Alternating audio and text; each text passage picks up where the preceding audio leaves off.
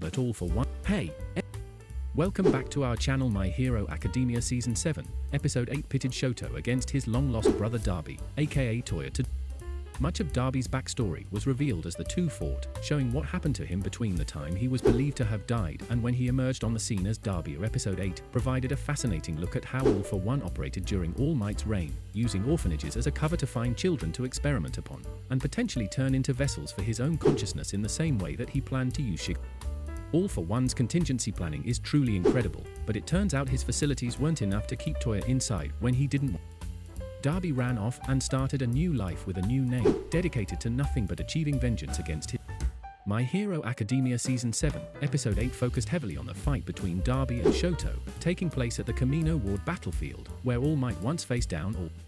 Dabi's flames became so hot that they began melting the statue, and even Endeavor's heat-resistant sidekicks could barely keep up with the ever-rising. Dabi proved he'd mastered his father's signature attack, the Flashfire Fist and its variations, putting Shoto and his team on the defensive.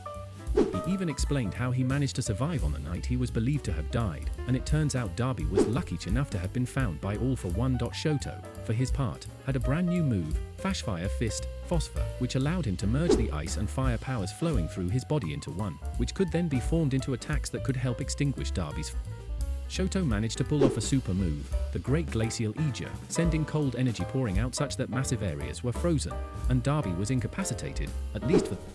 Episode 9 of My Hero Academia Season 7 is entitled Extras, and will focus primarily on the fight between All for One and the current top two heroes, Hawks and. Of course, Hawks and Endeavor aren't the only ones at this battlefield. Several UA students, such as Tokoyami and Gyro, have been assigned there as well, and they're likely the extras that the title refers.